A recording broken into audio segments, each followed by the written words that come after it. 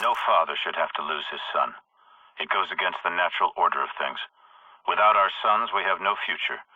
I've spent my life fighting stupidity and cowardice for a better world, where good people can prosper and thrive without fear. I know the cost. I see it every day, and I accept it. But I can't accept this. Will's tragedy can't be for nothing. I'll make sure of that. This is not where it ends. This is where it begins.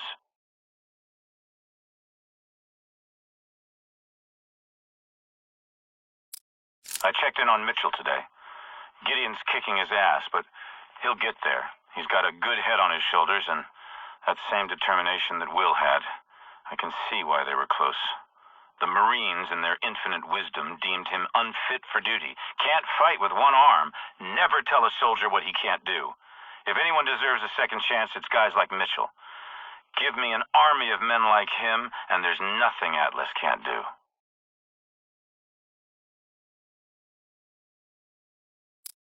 Lagos. If there were a better example of government ineptitude, I haven't seen it. The KVA walked in like they owned the place, like it was their right to take whatever they wanted. Helpless, the officials come to me. They came shocked that a few well-armed men can bring a nation so great, so powerful, to its knees. What sort of men are they? They ask. I tell them they are simply men who are willing to do whatever it takes to achieve their goals, without emotion, without bias. And once you understand this most basic of facts, you have everything you need. Above-ground nuclear power facilities have been a tactical hazard since their inception. In 2048, Atlas submitted a lengthy report to the Defense Department on the security risks. I guess they didn't like the findings because they buried the report. I think they gave us the security contract just to shut us up. But that's not why I accepted the job. I took the contract because Atlas would give the taxpayer the best return on their buck.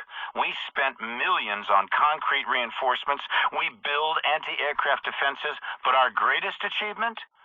Eliminating human error. You can build your defenses as strong as you like, but the human race is the weakest link in any system. When an attack does come, and I have no doubt it will, then mark my words, it will be because someone has left the door unlocked. You can't protect what you can't control.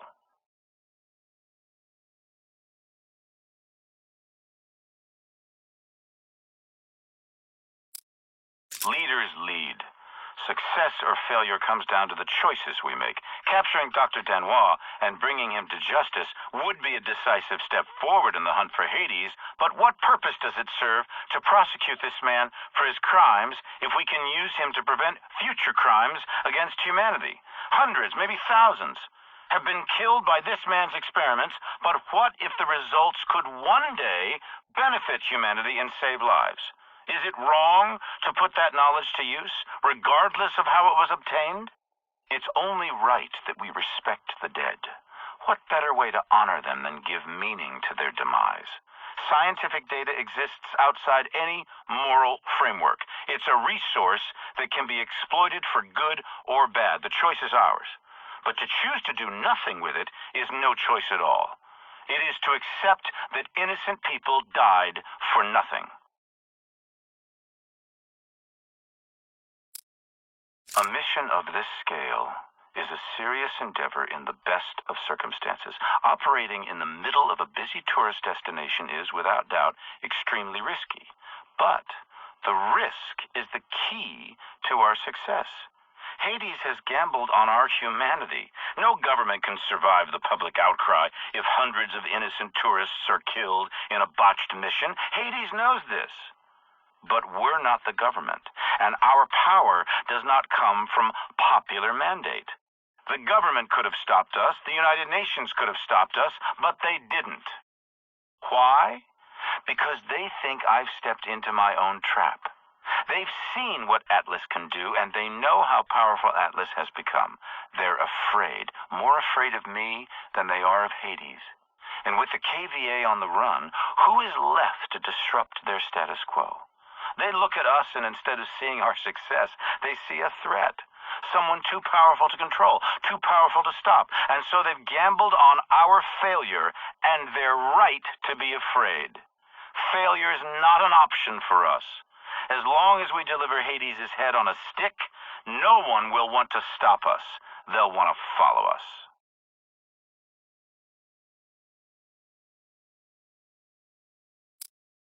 If you want to sell people on your vision, show them. They call this part of the world the cradle of civilization. For 10,000 years, it was the center of trade and culture, home to kings, caliphates, despots, and dictators. The first images of war I ever saw came from this place. 2 wars in 2 decades with nothing much to show for it. I saw how wars quickly became quagmires, if not prosecuted effectively. If ever there was somewhere that represented the utter failure of governance, Baghdad was it. While our leaders left this place to its fate, I took this as an opportunity to seize our destiny. 50 years of rot, and we rebuild it in 5. Now, New Baghdad is more than just a thriving city. It's a symbol of what's to come.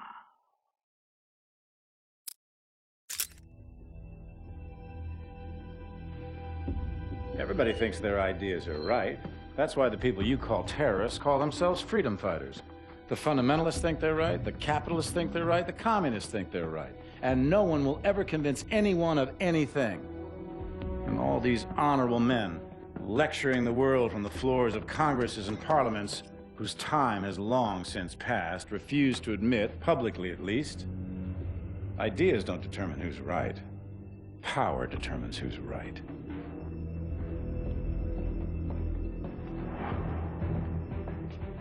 And I have the power, so I'm right.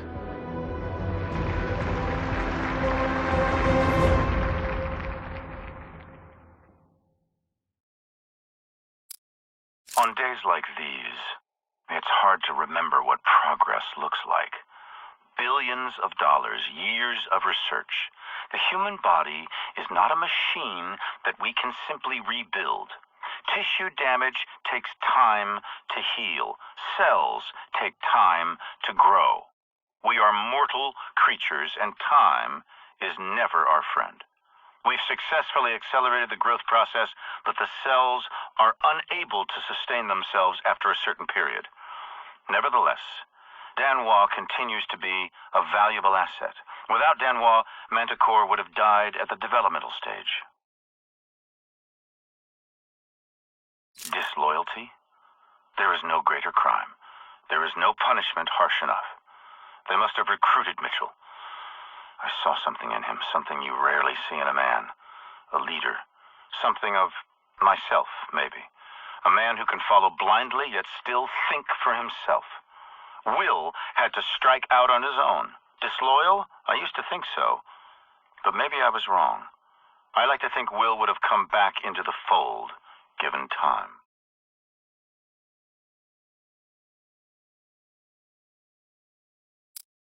In order for a butterfly to be born, a caterpillar must die.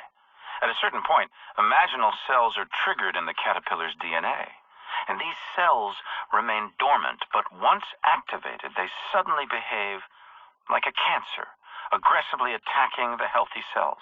The cancerous cells grow, and the caterpillar is eventually destroyed, but the cancerous cells become the basis of new life form, a butterfly. And so, the cycle continues.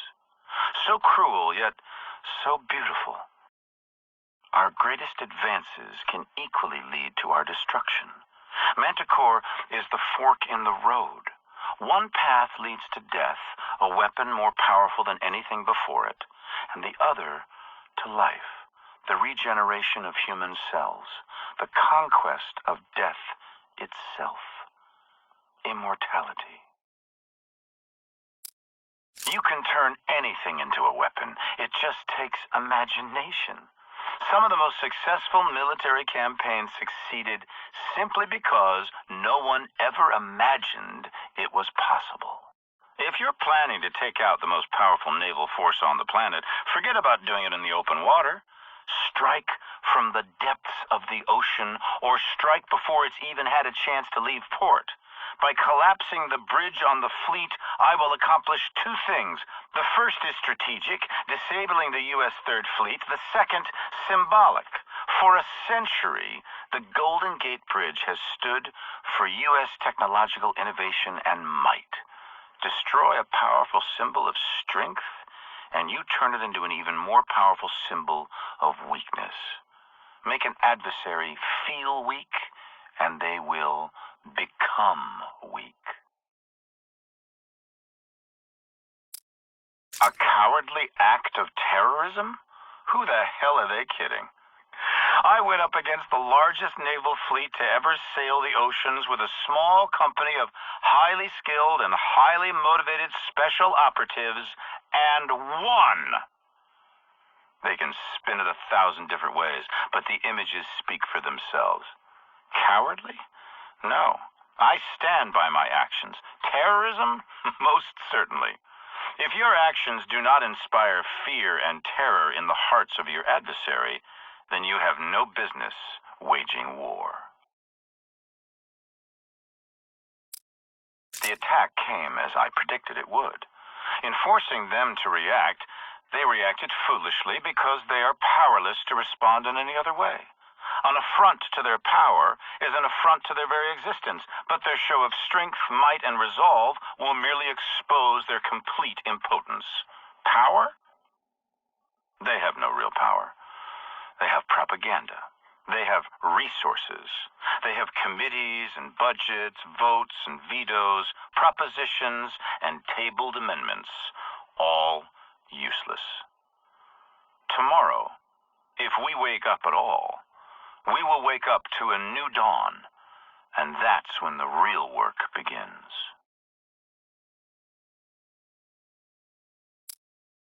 This moment has been years in the making. Billions of dollars, the years of research, the setbacks and scientific breakthroughs. Many doubted that this day would come, but it has arrived. The genie is out of the bottle. Manticore exceeded all expectations and performed beautifully. Even now, having seen it with my own eyes, it feels like a miracle.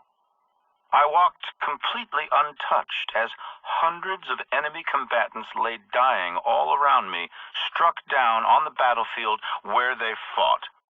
Every man has a unique DNA, a code that is his and his alone, just as each man's destiny is his and his alone. Whoever controls Manticore controls that destiny of mankind. Nothing and nobody can stand in our way. The enemy is at our gate, but we will never let them win. What I've started will continue, whether I'm here to see it or not. I'm merely an agent for change, guiding us toward our shared destiny. Our children will live to see the end of terror, of famine, of oppression, and brutality.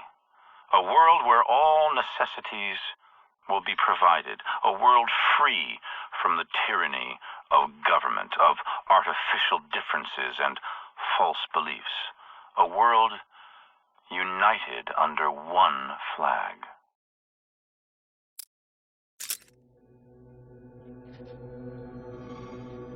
Democracy?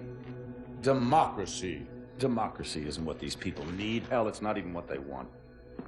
America's been running around the globe trying to install democracies in nation after nation for a century, and it hasn't worked one time. Now, why do you think that is? Because these countries don't have the most basic building blocks necessary to support a democracy. Little things like we ought to be tolerant of those who disagree with us, or we ought to be tolerant of those who worship a different god than us, or that a journalist ought to be able to disagree with a fucking president. And you think you can walk into this country based on fundamentalist religious principles, drop a couple of bombs, topple a dictator, and start a democracy? Give me a break. People don't want freedom. They want rules, boundaries, protections. From invaders and from themselves. People need a leader who can both provide the constraints and the support to keep chaos at bay. And you give them that, and they'll follow. And that's where I come in.